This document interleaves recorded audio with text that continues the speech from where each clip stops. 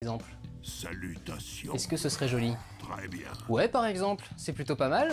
Quoi encore? Un tout petit peu pour que ce soit raccord avec Alfred Hitchcock. Niveau d'espacement? Oui, là c'est mieux, par exemple. Salutations. Alors il faudra que j'y rajoute également, parce que pour l'instant je les ai toujours pas vus, j'ai rangé Paranormal Activity déjà, mais bon, je vais les récupérer pour le regarder. Il faut que je rajoute Iron Sky là-dedans, il faut que je rajoute l'étrange pouvoir de Norman, le coffret intégral Scream, et ça y est, je me le suis enfin pris. C'est le dernier truc qui est sur ma wishlist, c'est moi qui me le suis acheté. Qui avait eu cette idée? Existence, parce que c'est un putain de magnifique film sur le jeu vidéo et sur les mondes, les réalités virtuelles, etc. Qui n'a rien à voir avec Matrix, puisque je vais remarquer que ça donne à Matrix un côté de jeu pour enfants. Aucun rapport, fils unique. Et puis celui-ci que je sais pas où ranger parce qu'il prend quand même une place monstrueuse, mais il est génial. Donc je vais le ranger quelque part, mais il rentre même pas... Si. Ah, difficilement, ouais, c'est compliqué, c'est laborieux. Bon, on va le ranger dans les dés. Salutations. Hop. Bon bah voilà. Qu'y a-t-il? A priori, il devrait être bien rangé là. Je pensais qu'il rentrerait pas, mais il rentre, donc tant mieux. Mais écoutez, voilà. Maintenant, va falloir remettre Guy. Va falloir remettre Chewbacca. Va falloir remettre tous les petits trucs que vous aimez bien sur l'étagère. Je vais m'en occuper, ça. Je vais essayer de voir ça au calme. Et puis bah voilà. Écoutez, j'espère que ça vous a plu, parce que vous m'avez demandé depuis longtemps, donc j'espère que je vous ai pas déçu en la faisant. Il n'est pas impossible que je rajoute encore des trucs, des goodies, des choses en haut, des choses comme ça. Voilà. Voilà votre nouveau décor, voilà votre nouveau, mon nouveau chez moi et votre nouveau décor. J'espère que ça vous plaira. Évidemment, il sera dans le flou après, donc profitez-en bien. Faites une belle photo du truc et puis profitez-en bien. Et puis moi, je vous retrouve très bientôt pour de prochaines vidéos. Prenez soin de vous, allez voir des films. Qu'y a-t-il? Ciao! Bienvenue! Et bien voilà, ça y est, le nouveau décor est en place, l'étagère a pris de l'âge, a pris de la longueur. Comme vous pouvez le constater, ça sent fort le Ikea, puisque rien n'est parallèle, rien ne tient bien, rien n'est bon.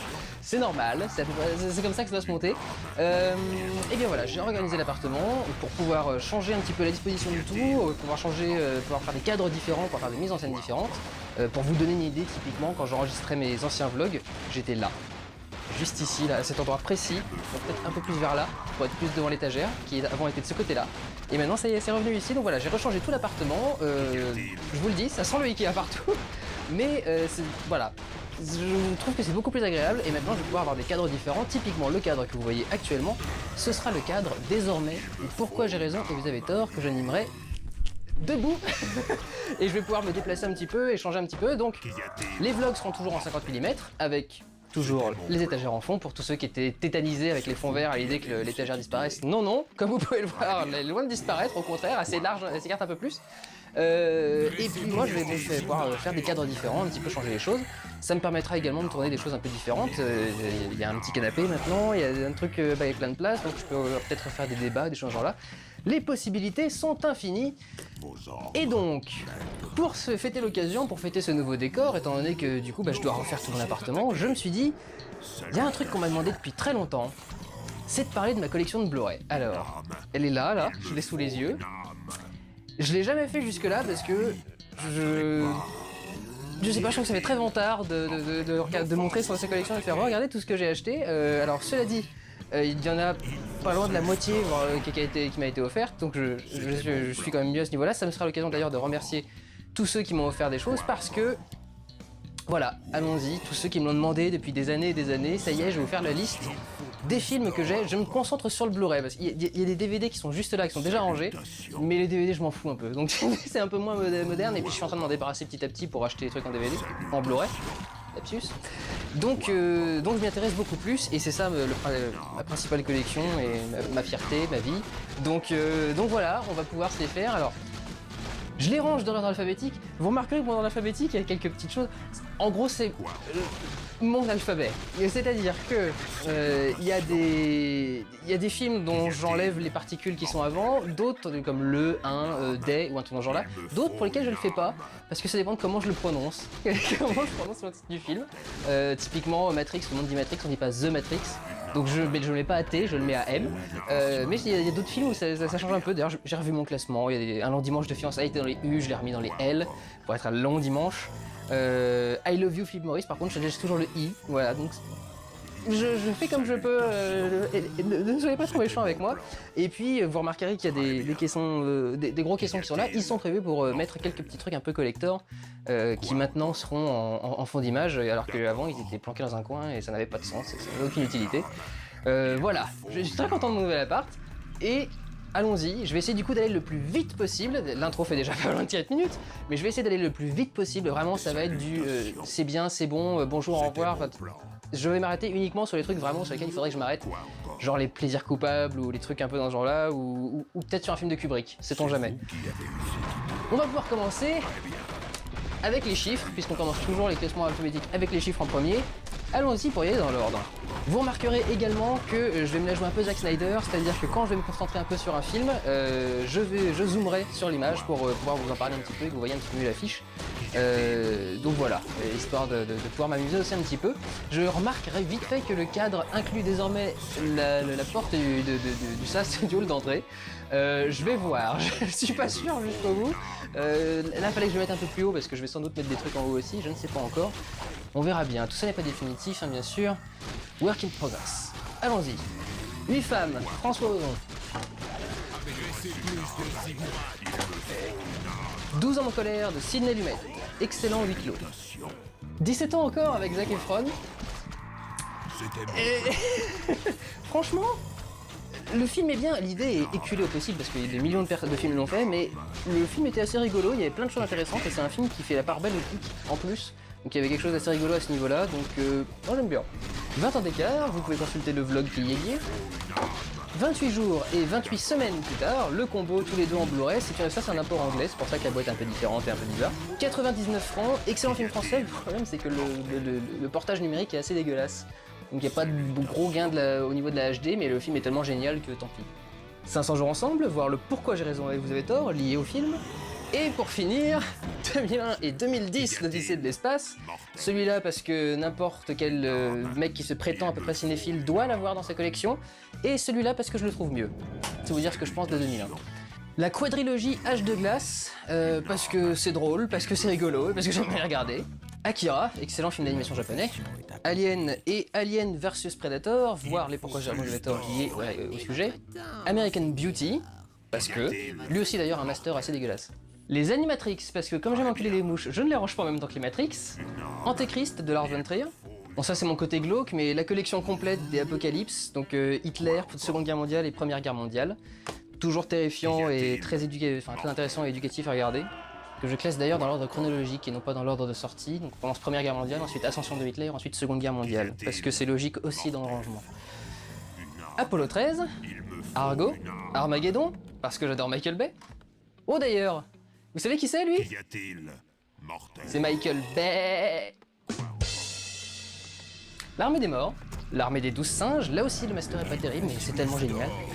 Astérix Obélix, Mission Cléopâtre, parce que c'est un import allemand. Je sais pas s'il est sorti maintenant en France, mais à l'époque il l'était pas, donc voilà, c'était un import allemand et ils avaient les films français avant nous.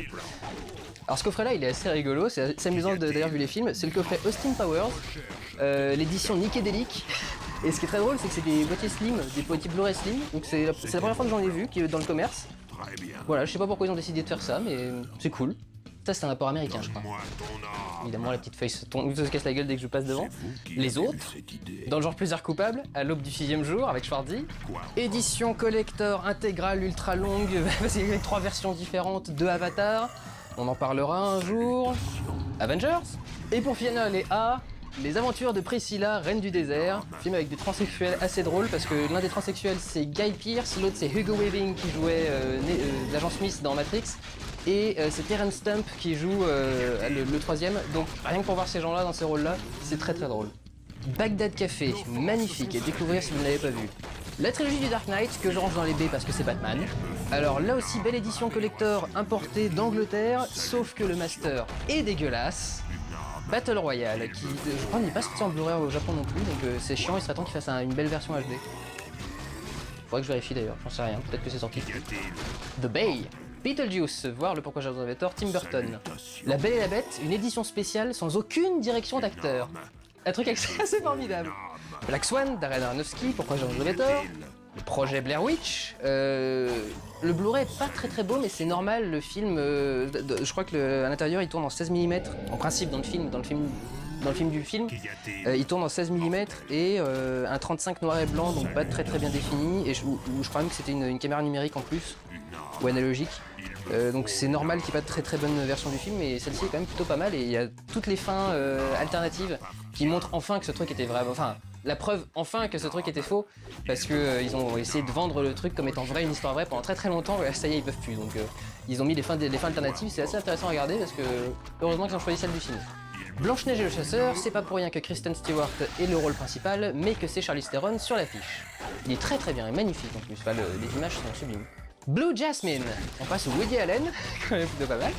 Toute la question est, est-ce qu'on continue la ligne ou est-ce qu'on passe à un étage en dessous, étant donné qu'il y en a plein, on va devoir la continuer encore un petit peu. Blue Velvet, David Lynch, j'espère pouvoir vous en parler un jour. The Bling Green, Sofia Coppola, on en avait déjà parlé du coup. The Bone Collector, petit film pas très connu mais vraiment plutôt sympa, et un des premiers bons rôles de Angelina Jolie. Allez, commençons une nouvelle étagère, Au bonheur des ogres, ce qui me permet de faire un petit coucou à Nicolas Barry. The Box, Richard Kelly courant désespérément après le succès de Donnie Darko et ne parvenant pas à réitérer l'exploit. Dommage. Alors je sais pas si vous avez réussi à voir quelque chose, mais oui, si, voilà. Bref, le Blu-ray de Bref, qui est absolument excellent avec tous les bonus, enfin c'est fascinant à regarder, et moi qui... En voyant... ça va être très chiant. En voyant le making-of, et en étant en école de cinéma en même temps, on voit le travail, on se dit putain mais comment il a pu mener un tel projet à bout. Kian et Navo, tous les deux, je sais pas comment ils ont fait. Vous allez me saouler, vous. Pour ceux qui me demandent pourquoi je déteste Disney, voilà. Parce qu'il y a Don Bluth qui existe et qui faisait des dessins animés bien mieux à côté, donc moi je regardais ceux-là quand j'étais petit. Brisby et le secret de Nîmes, excellent. Et enfin, parce que quand même on est dans un appartement de BD, Brokeback Mountain. Très bien. Je sais pas pourquoi je l'ai pris. Camping-car, bon, c'était rigolo sans plus. Je sais pas, je devais être en manque, il fallait que j'achète un truc. Il devait être à 5 € je crois, ou un truc dans ce genre là, donc bon. The Cell, de Tarsem Site, ça c'est une édition québécoise je pense, oui, Alliance c'est québécois. C'est arrivé près de chez vous, c'est mon genre d'humour. Le Chat du Rabbin, l'excellent film de Johannes Farr qui ne fait que d'excellents films de toute façon. Chicken Run. La Chute, excellent film qui n'essaye pas de faire croire qu'Hitler était un monstre, mais au contraire que c'était un être humain et que c'est pour ça qu'il a fait des choses horribles. Chronicle, excellent. Les Chroniques de Riddick, il y a Riddick un peu plus loin, mais je les mets pas en même temps parce que Riddick je m'en fous, donc je les réunis pas dans l'armoire. Celui-ci me plaît bien pour le côté très SF, épique, soap opéra quoi, space opéra. Pourquoi je dis toujours soap? Chrysalis, un des rares bons films de SF français. Un des rares films de SF français d'ailleurs tout court. Cloud Atlas. L'autre petite originalité, c'est que j'ai beaucoup de films que j'ai pris en import, donc je suis obligé de les classer avec leur titre anglais. Close Encounters of the Third Kind, qui veut dire Rencontre du troisième type. Spielberg. Cloverfield, c'est un vieux, hein, c'est pour ça qu'il est en anglais, mais maintenant il est sorti en France, rassurez-vous. Collatéral, un des premiers films entièrement tournés en numérique avec Michael Mann, c'est beau, c'est super beau, c'est magnifique, c'est très bien foutu. Le duo ultime de l'humour animalier, comme Chien et Chat 1 et 2. Vraiment, regardez-les, le premier il est très drôle, le deuxième aussi, et le deuxième, si vous arrivez à le voir en 3D, c'était une des meilleures 3D que j'ai jamais vues de ma vie. Donc vraiment, essayez de jeter un œil dessus, j'adore le délire, moi, c'est Monsieur Tinkle sans Hannibal Lecter, enfin en Shannibal Lecter, c'est génial.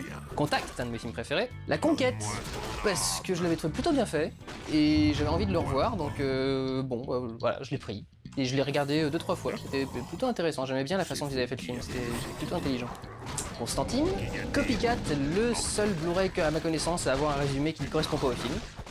Intéressant. The Crazies, remake de George Romero, et à vrai dire le Crazies de Romero, j'ai pas supporté de le regarder. Enfin, il y avait du bruit tout le temps, c'était insupportable, j'ai arrêté très vite. Alors que celui-ci, bon, c'est basique, mais au moins ça passe plutôt pas mal. Crazy, excellent film québécois. Alfred Hitchcock, le crime était presque parfait, avec une belle digibox et tout, en 3D. Oui, parce que si vous ne savez pas, Alfred Hitchcock a tourné en 3D. C'est d'ailleurs assez intéressant comment on tournait en 3D à l'époque. J'espère qu'il faut en parler un jour dans une vidéo, parce que c'est fascinant à regarder. Crying Freeman de Christophe Gans.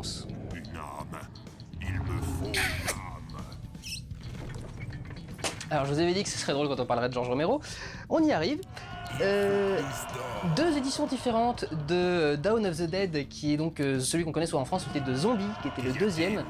Parce qu'il y en a un, c'est le montage anglais, qui contient 4 minutes de plus que le montage américain, qui contient 20 minutes de moins que le montage européen et qui n'a pas la même musique. Bref, il me faut toutes les versions, donc je les ai toutes. Le Jour des Morts Vivants, là aussi je le range avec son titre anglais. Daybreakers, un film qui est foncièrement rempli de problèmes, et je sais pas pourquoi, d'abord Sophie. The Day the Earth Stood Still, ce qui veut dire le jour où la Terre s'arrêta. Le remake avec Keanu Reeves, sachant que l'original n'est pas très loin et arrivera d'ici quelques instants. Deep Impact, magnifique, ça c'est le Armageddon intellectuel, si vous préférez. Très bien. Premier Jeunet, Delicatessen. Premier Shyamalan, le dernier maître de l'air. Les doigts Moi je l'aime bien, je regardais pas la série donc ça peut pas me C'était mon choquer plan. et de toute façon les adaptations me choquent jamais. Donc, enfin jamais, non pas trop loin. Deux frères qui était le premier film tourné en numérique par Jean-Jacques Hano avec des gros chats donc forcément numérique et gros chats, j'ai adoré. Diary of the Dead, le retour de Romero aux zombies après... bah non, le retour c'était Land. Bon bah tant pis, bon bah l'heureux retour de la nouvelle saga à vrai dire parce qu'il a rebooté sa saga des morts vivants avec ce film là. La quadrilogie Die Hard, que j'ai découvert il y a 5 ans maxi, vraiment, enfin je me les suis tous fait d'un coup mais je les ai découverts il y a pas longtemps. Et j'adore le 4 et le 5 est une merde. District 9, vous êtes content, moi qui ne parle jamais de série. Ma série préférée de tous les temps, bon il y a X-Files aussi mais cette série est parfaite. Dorian Gray, Donnie Darko de Richard Kelly, Dungeon, voire le vlog qui y est lié. Allez, on continue un petit peu sur la ligne. Ed Wood de Tim Burton, L'effet papillon, Elephant de Gus Van Sant. Celui-là, je l'ai trouvé en import anglais. Je sais pas s'il est sorti en France maintenant, mais en tout cas à l'époque, j'ai trouvé là-bas. Là aussi, classé par son titre d'origine, un bon plaisir coupable bien nanardesque avec Schwarzy. La fin des temps. ordres. J'adore les films nanardesques de Schwarzy, c'est tellement génial. Comment voulez-vous que je n'aime pas les Batman? Les enfants de Timpleback, je redis bonjour à Nicolas Barry, puis je lui dis merci parce que celui-là me l'a offert en plus. Ennemi d'État du frère Scott qui avait du talent. Pour vous servir. C'est méchant. Putain, les frères Scott, c'est rigolo ça. Bon, c'est plus rigolo maintenant. Putain, évidemment. Enter the Void, je vais en parler vite fait parce que quelqu'un m'avait posé des questions dessus il y a pas longtemps. C'est un film sensoriel, il faut le ressentir, faut pas essayer de l'analyser, sinon vous allez vous arracher les cheveux et vous allez trouver que c'est malsain en plus.